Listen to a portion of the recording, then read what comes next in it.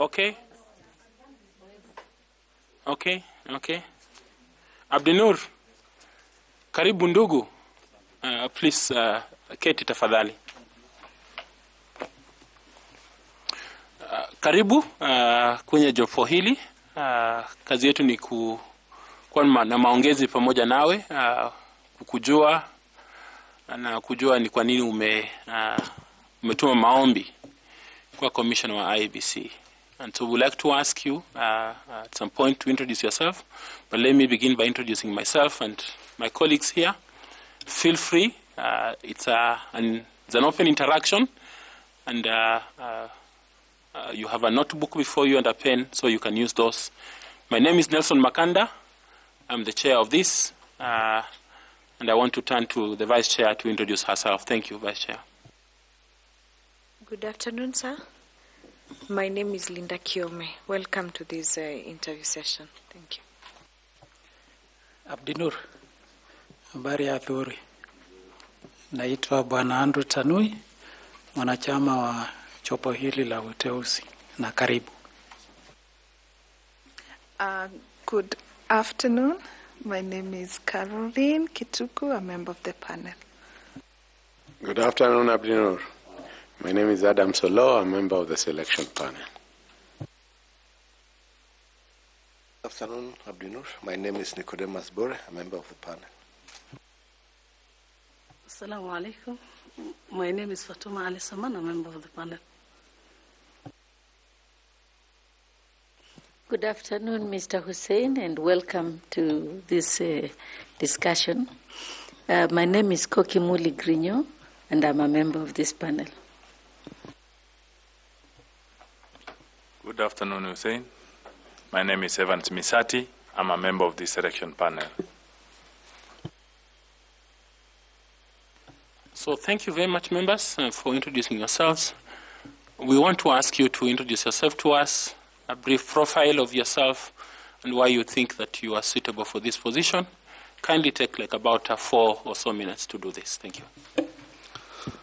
Thank you, Chair, and the members of the panel. My name is Abdinur Maalim Hussein. I am a Kenyan born 53 years ago in the wild waters of Mandera's South constituency of Mandera County. I joined the public service in 1992 as a technician trainee with the defunct Kenya Post and Telecommunication Corporation. Worked through the ranks, worked in many places in this country, up to the year 2012,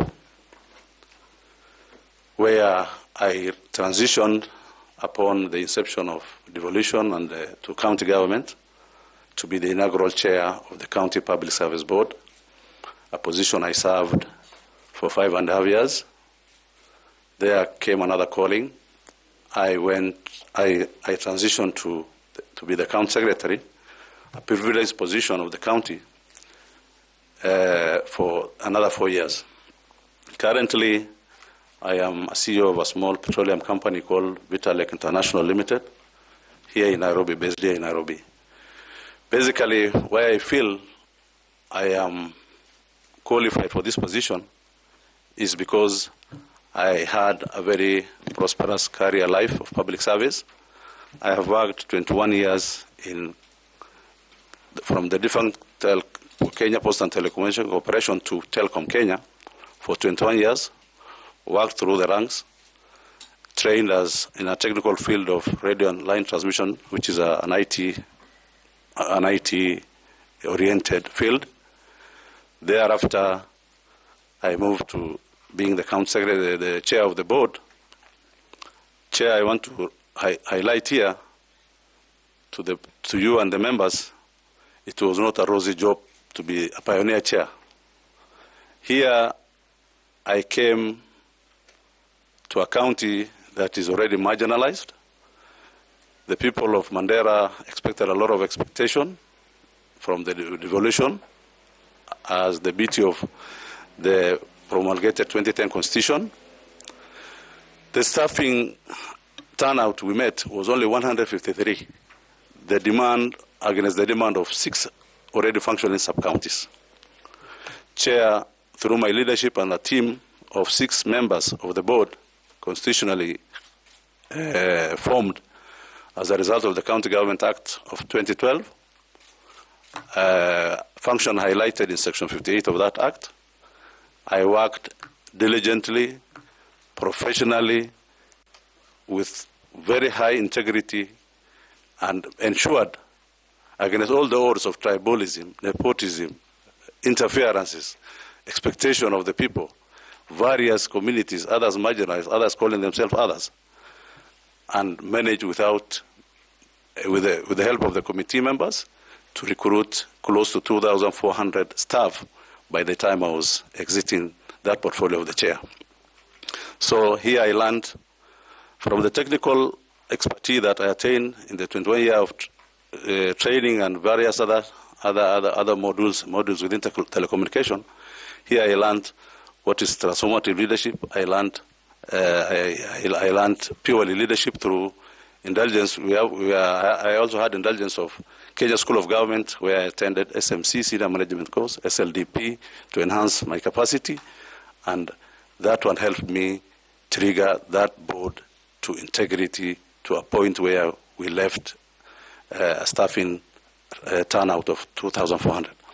As the county secretary, chair, the county secretary is a fulcrum of the county government. You are the head of public service at the county level.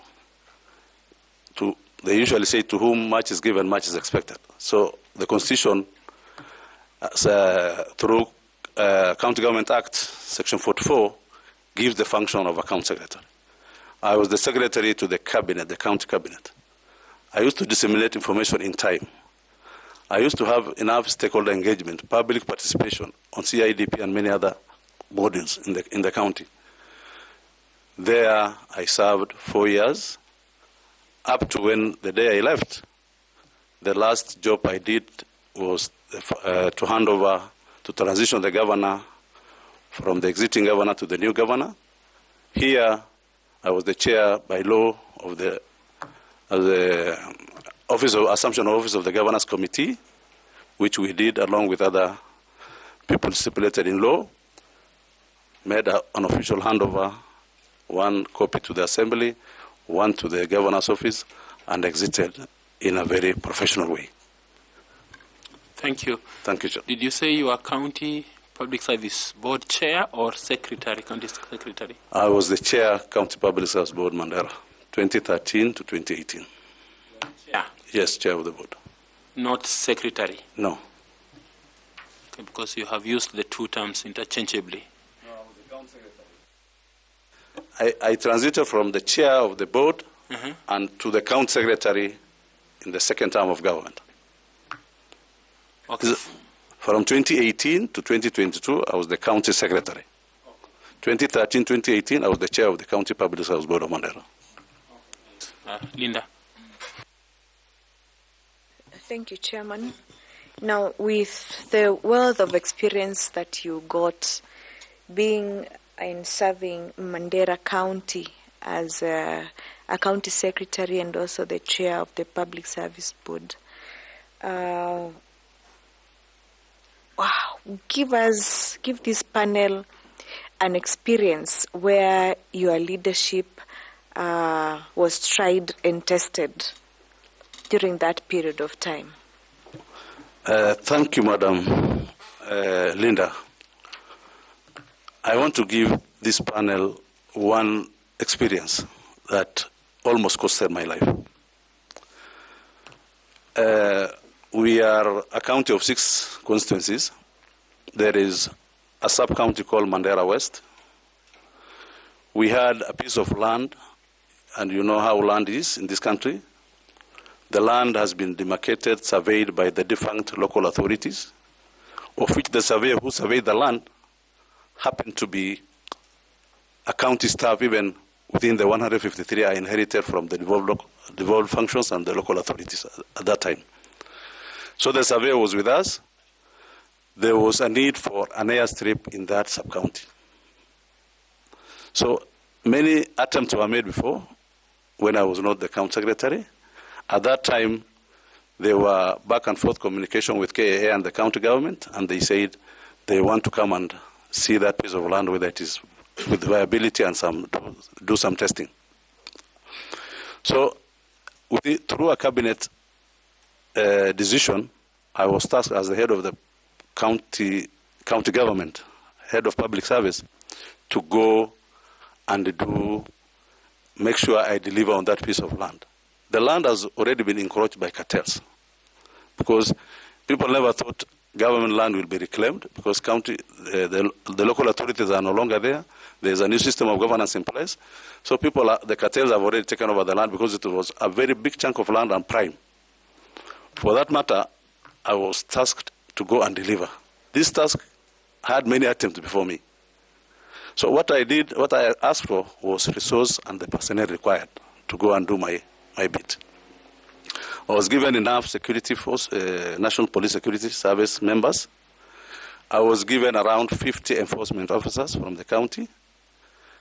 Then I was told to go and get that piece of land, because the KAA guys are coming next week. We drove to the place, came safely. Amidst a lot of terror attacks and challenges of insecurity, we came safely. In the morning, the first thing we did was a public participation, because people of that town know the piece of land and how it has been encroached. They are so much privy to all the information.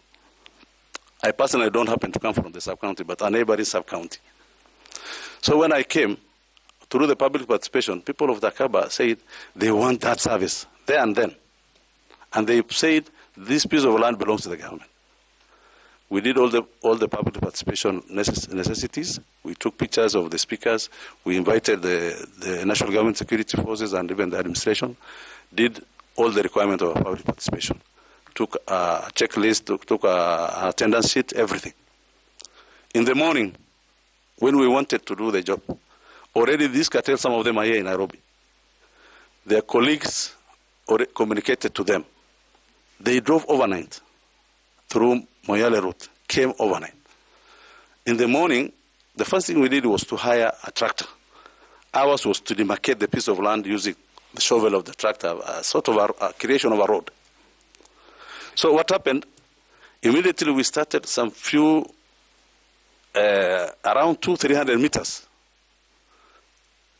Hell started breaking loose.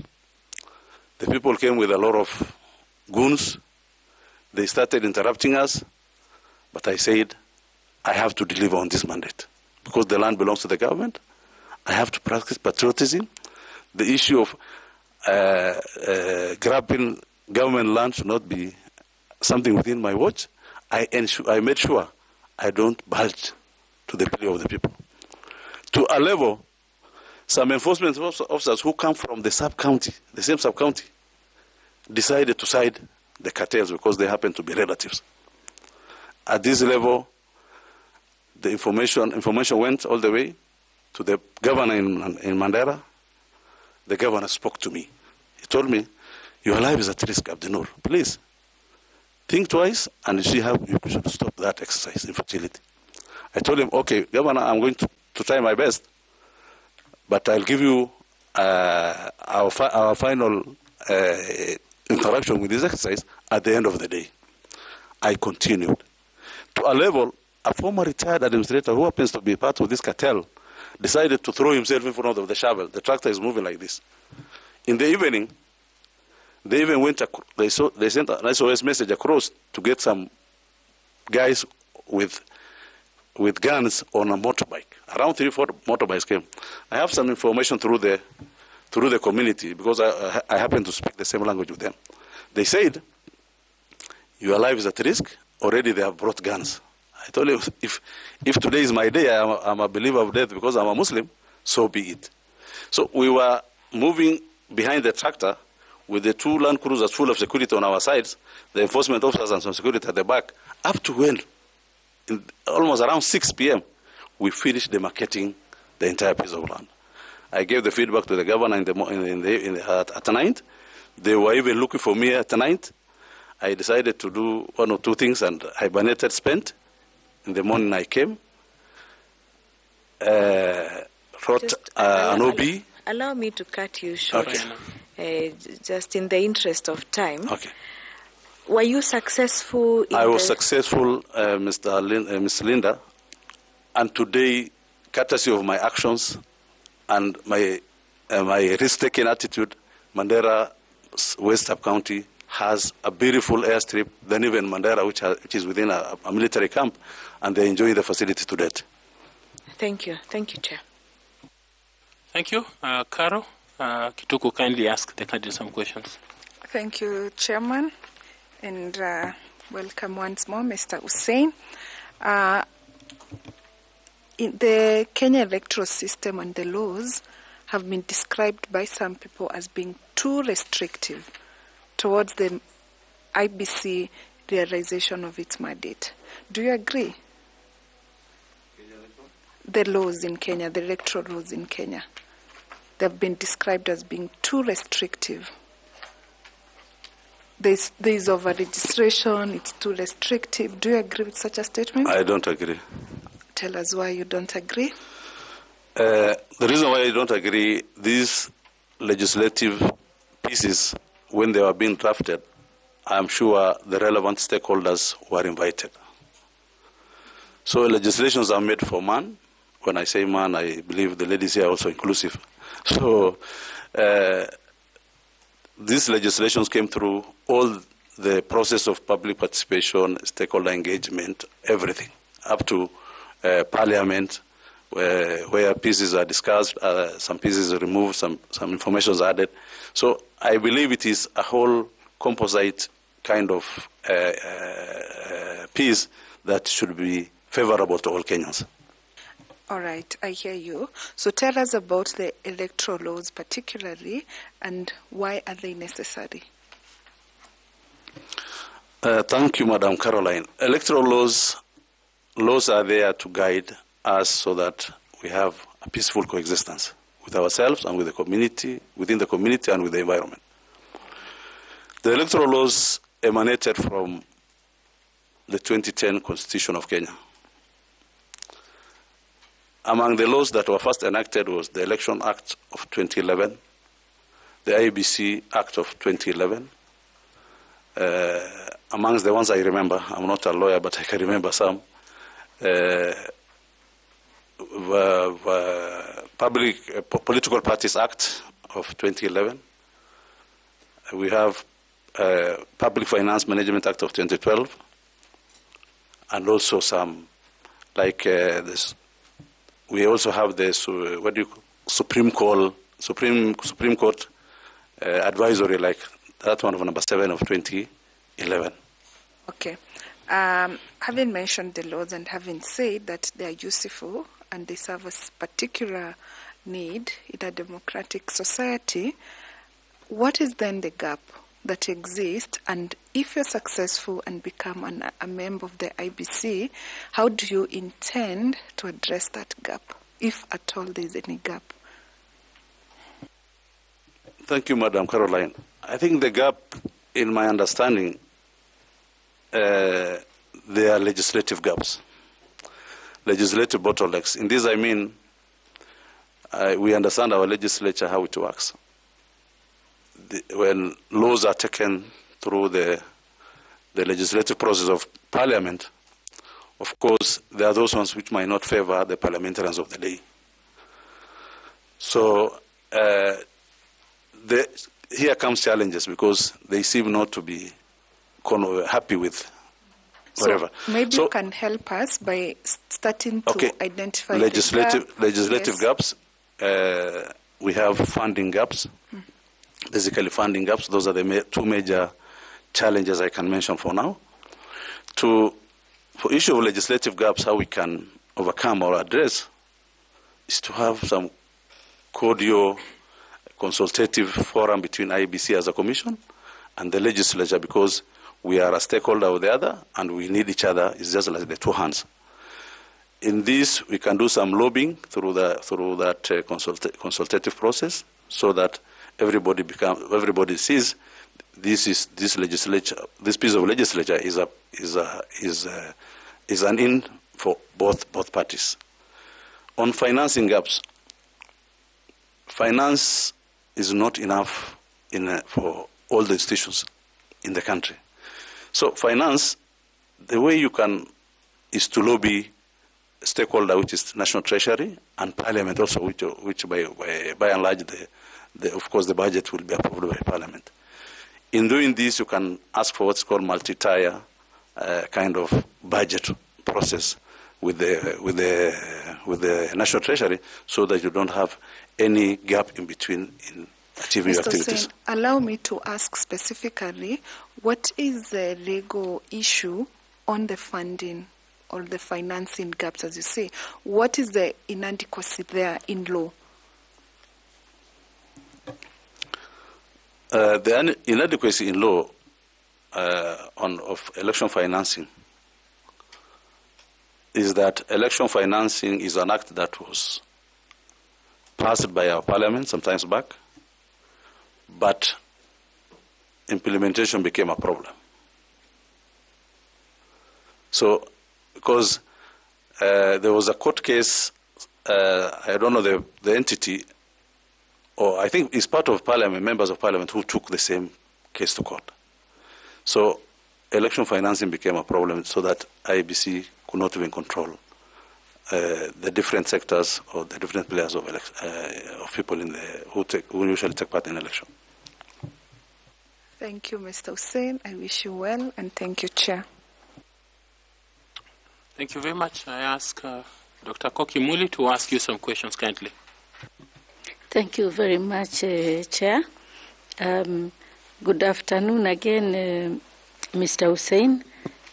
I would like to ask you two brief questions, and please be precise and brief on them.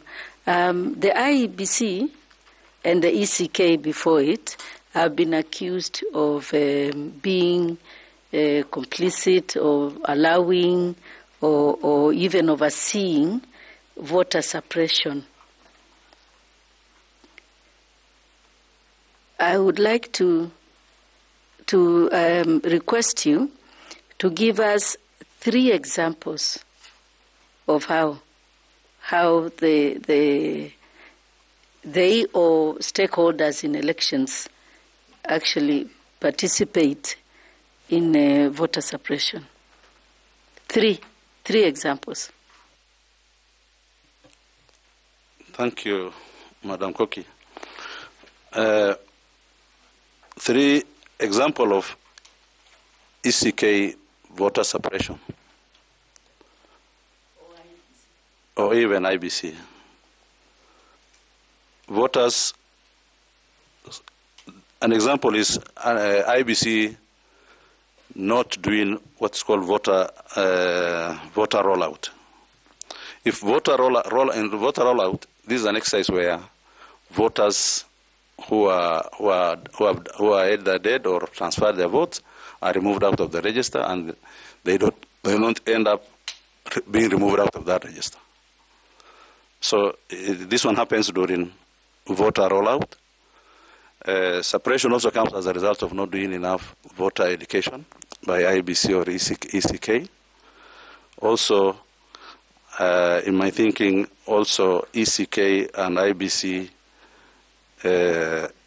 allows voter suppression by, let me rest at that. Say that again? No, I want to rest at that, I said. Oh, okay. Thank you very much. Just briefly, what do you mean by voter rollout? Voter rollout is cleansing of the voter register of the people who are dead or who have transferred their votes out of the register. Thank you. If you are successful and you become a member of the IEBC, what measures would you put in place with your colleagues who are successful? What measures would you put in place to ensure that we end voter suppression? Thank you, Just Madam. two measures. We'll do continuous voter registration and strengthen the voter education sector of IEBC. Thank you very much and all the best. Thank you, Chair.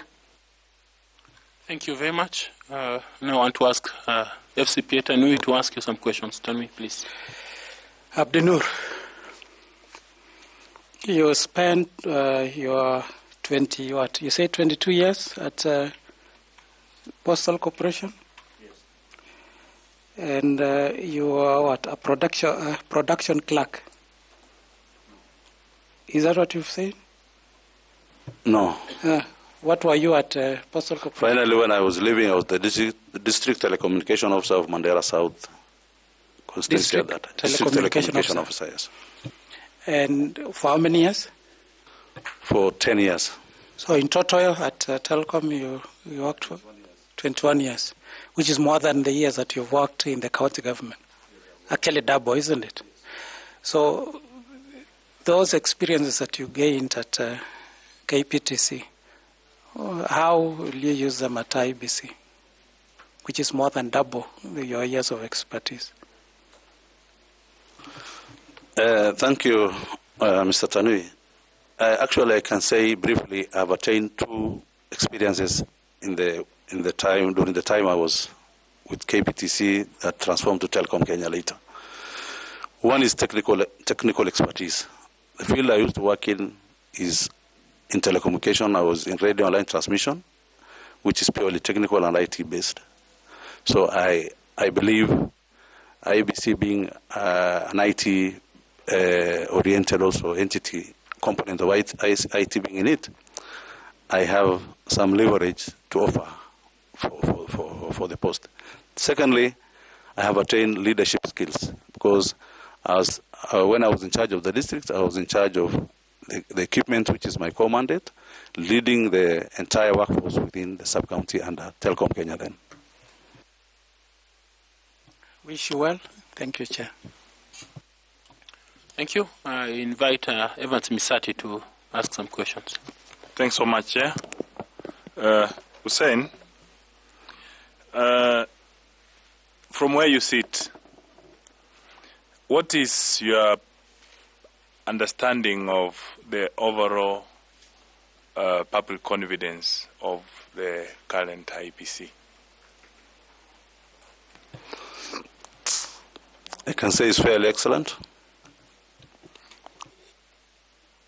The public perception about IEBC? Public confidence? Yes. No, public confidence I can say is 70-30. 70 positive, 30 to the negative. What do you think are the actions of the previous IEBC that makes the chairman of Kenya perceive that the public confidence is low? Thank you, Mr. Msati. Public confidence is something you earn as an institution first. So why Kenyans have poor public confidence in the current IEBC is simply some processes within the election cycle is not clear to Kenyans. Especially the last time where the challenges we had was in the result transmission. So the ICT gadgets used by IEBC might be good, but to the public ear, the information is not with public. Number two, why public confidence is poor is because IEBC, for example, there was a poor voter registration exercise throughout the year, which is supposed to be a continuous process. So the registration and the voter education, all these activities were poorly done. Three, there was no proper engagement, stakeholder engagement of IEBC activities with the public. So the public and the IEBC as a commission are not in tandem in terms of the activities they are doing because stakeholder engagement was weak. Thank you. So if you are given an opportunity and you are a member of the commission of IEBC, what will you do to improve that public confidence? particularly in line with communication? One, I will really indulge in proper. We will strengthen, along with the team, proper communication protocol of the organization. Have a standard code of conduct in place.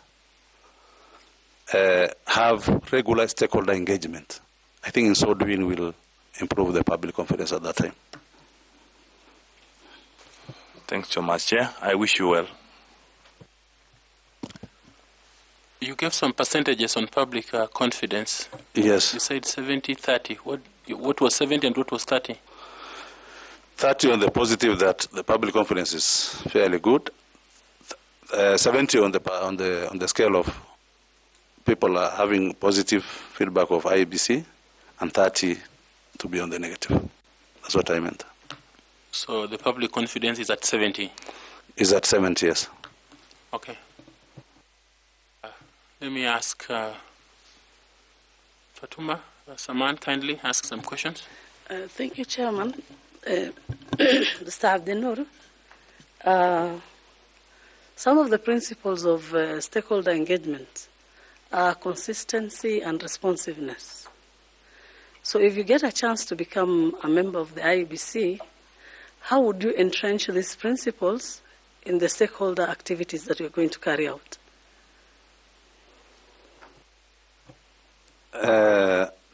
Principles of consistency and responsiveness is key, not only in IEBC, but in all other organizations that need to achieve its goals. Consistency should be entrenched by not shifting goalposts. If we say voter education we are going to do in for example, town X on this and this date, we should not just change so that people become, there's a quagmire of communication in between. So you should be, consistency should be in all the steps of IEBC activities, post, pre, and during elections. And all those steps, consistency has to be in place. Responsiveness, you have to be responsive, of course, to what you are doing. We are responsible of the people, and we will ensure within the most of these activities, consistency and responsiveness are part of what is in the charter. So we will ensure we will go by the charter, and by and large, we'll also have what is called, IEBC will also have what is called election operation plan. All these activities are enumerated, day activities according to when and where it is done. Thank you. Just give an example of an activity that would be meant specifically to entrench the value of responsiveness, and one on consistency. Actually, you've given one on consistency. Could you give on responsiveness? Responsiveness will be responsible, IEBC will be responsible of its actions. Of course, an activity like voter registration, IEBC will entrench responsiveness by registering the voters in real time. Thank you.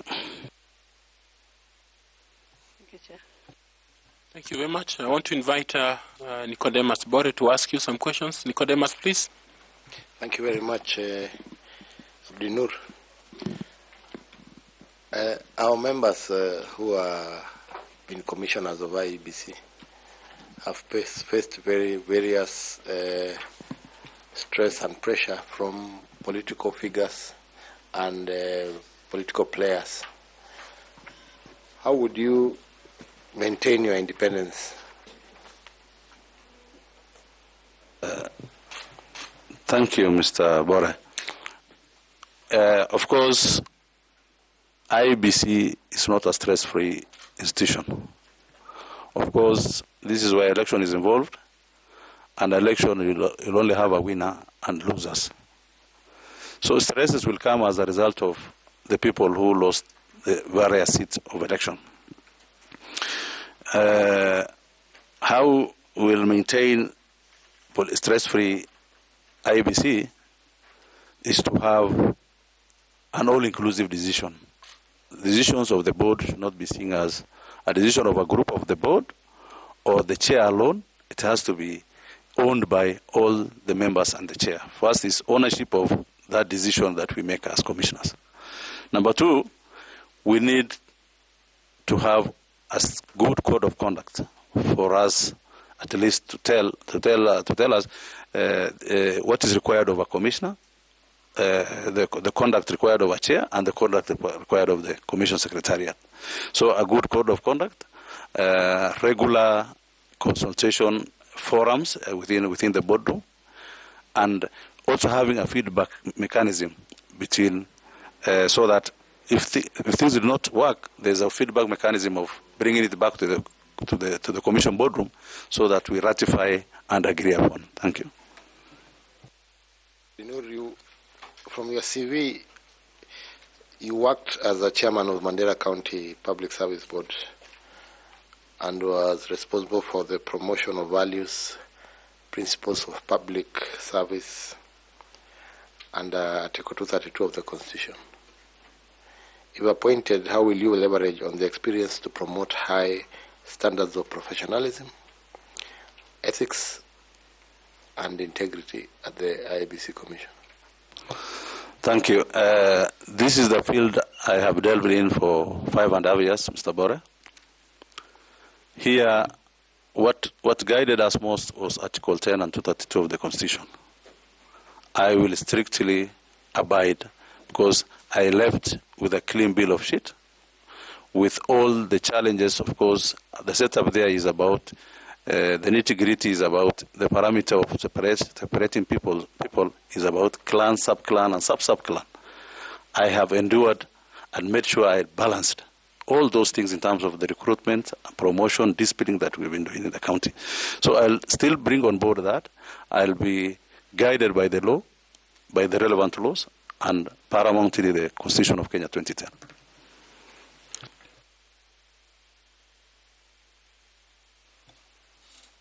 Okay, let me just ask you one or two questions before I ask Prof to come.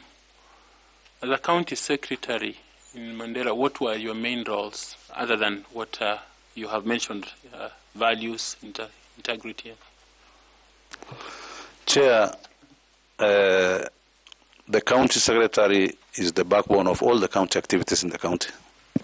Head of public service, secretary to the county cabinet, disseminating the cabinet information to the relevant department in the county, which are 10. Stakeholder engagement of various county activities. Entry person as in terms of correspondence communication in and out of the county with all the relevant bodies, including the national government. Those are among my major. So you are the de facto supervisor of the government? Correct.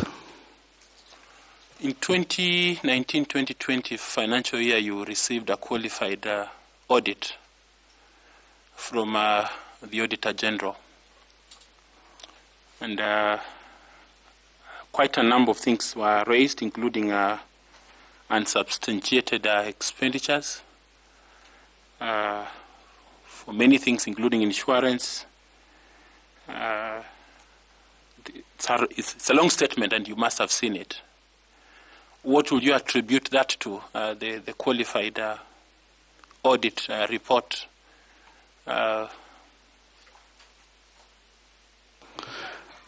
Chair, other than the de facto leader as the leader at the top, each department does its job according to the mandate given by the office they work in. Mm-hmm. These are the department that deals with issues of money is finance and procurement. This could be a challenge of finance and procurement staff. Of course, tendering process, how they issue insurance, these things. As we're only consumers of the product. Myself, I don't sit in the tender committee group. Neither am I the chairman of the tender committee. All I'm supposed to do is, when compliant bodies like PPOR, Auditor General's Office team come, They come to me as entry point. I give them to the right department, the technical department, leave. When they're leaving, I do an entry meeting with them. What action did you take on this report? Actually, we've taken action, and some staff professional certificates like the CPA certificates were recalled by Kasna to do some punitive disciplinary measures to them. Did you change your Minister for Finance? Actually, the minister got demised as a result of Corona at that time. So by default, we got a new CEC for Finance. Okay, Professor Adam Solo. Thank you, Chair. In answer to both Ms. Sati and the Chair, you indicated that public confidence in IEBC is 70% and lack of confidence is 30%. Would you care to tell the panel where you got that data from? Is there a polling company that you are quoting, or is it just you sitting there and saying, in my judgment?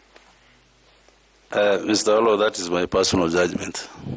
Because I'm a Kenyan, a consumer of information. I see what is happening on our print and social and TV media. Some things is just a cumulative of what I thought as Kenyans, a feeling of Kenyans, maybe being one of them. So it's not based on any research, on any data? I don't. So you are telling this panel that you want to be a commissioner, and a commission that repeatedly there has been trust deficit on, that you will be a commissioner and you won't be using data to inform your decisions. That's what you're communicating. That you'll just sit there and say, I'm a Kenyan who consumes information, and therefore this is the way I think, and therefore this is how I'm going to base my decision based on what I've thought. Chair, the decision of the commission is data-based. And that's why I'm asking. You asked a question here. No, that was my personal feeling. And that's why I'm bringing it back. And you answered not based on data. The commission activities is going to be based on data. So I should ignore your answer. Kindly ignore. That was not based on data. Kindly ignore. Okay. The chair has just asked you about an audit report in which you are the county secretary. And of course, your answer has been that I'm just the entry point. It is those other accounting officers. As a county secretary, are you aware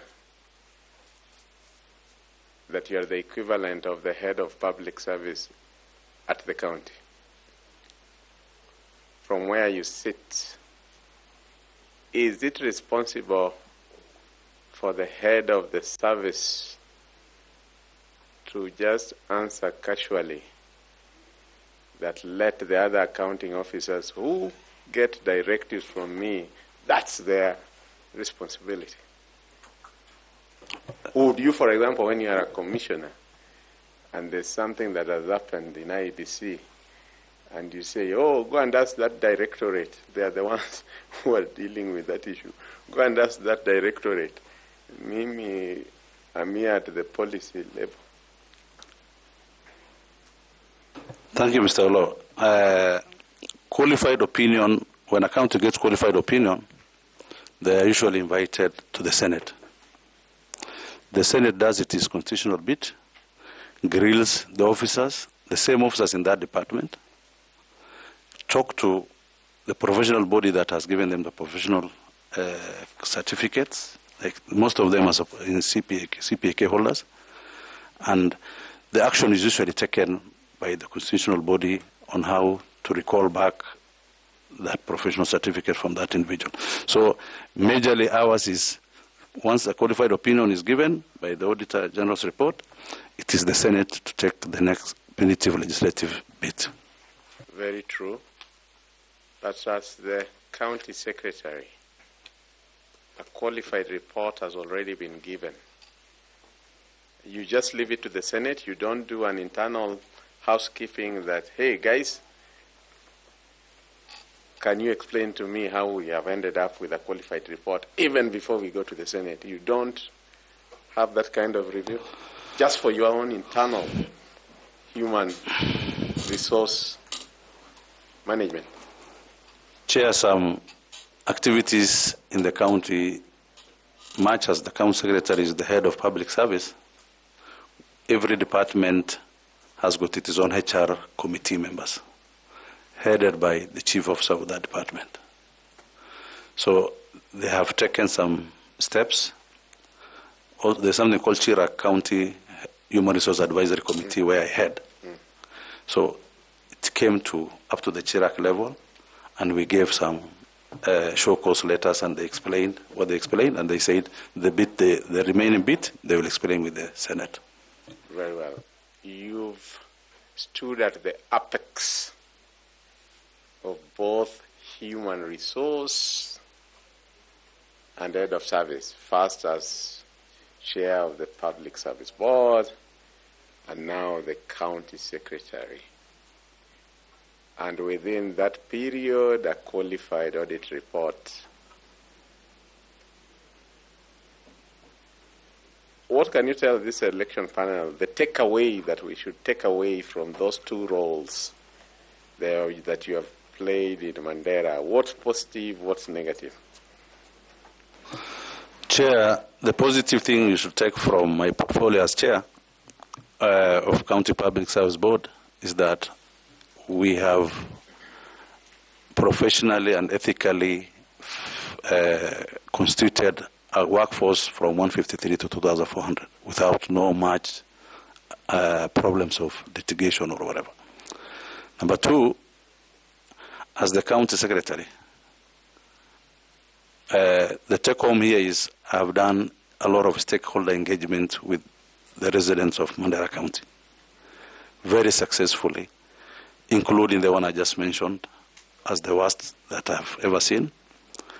And the take-home here is I have technical skills a bit from the defunct KPTC job I did for 21 years, leadership that I garnered through experiential learning and even through the leadership institutions like KSG where I have done SLDP and SMC, coupled, guided by the Constitution and the relevant acts, I have delivered for that county to the best of my ability, and the same I want to replicate if I'm given the position. Thank you. Thank you, Chair. And the negative lessons you draw from that season? Because he asked those two questions. The negative lesson is that meeting expectation, human expectation is difficult, especially meeting a Somali expectation, for that matter. So meeting expectation of our people was very difficult, and also interferences by politicians, both the executive and the county assembly being stakeholders of the government, was a big challenge. Thank you. Okay. Do you want to withdraw the profiling statement on the Somali people? Thank you, Mr. Chair. I made it in good note, and I would urge to withdraw. Just a follow-up question. I hadn't looked at his certificates when I was asking him a question. You told us you left KPTC at what level in 2012? District Telecommunication Officer.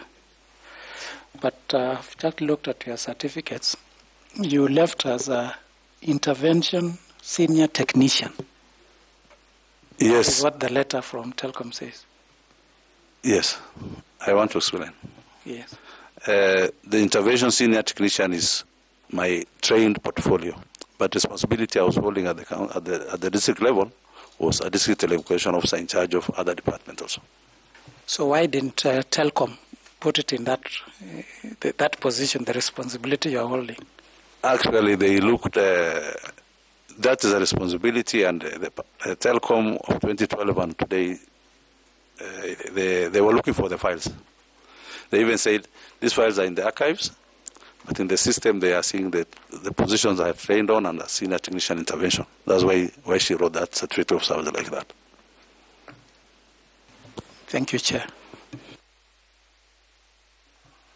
Okay, you have some few questions from Professor Adam Solo.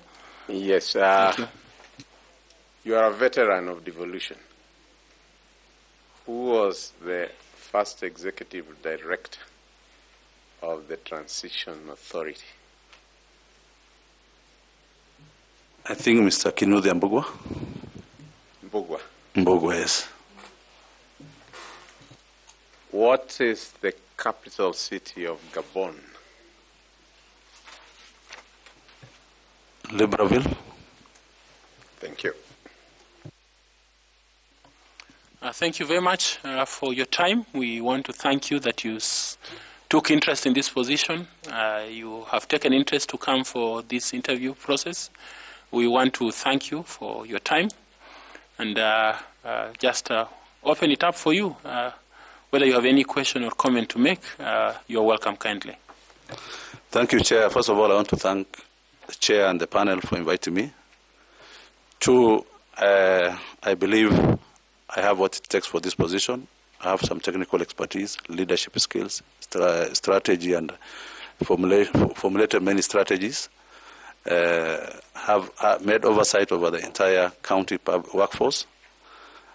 And in considering for this position, I believe I'm going to leverage on those experiences and leadership skills to steer the Electoral Commission to the level it is supposed to be. Thank you.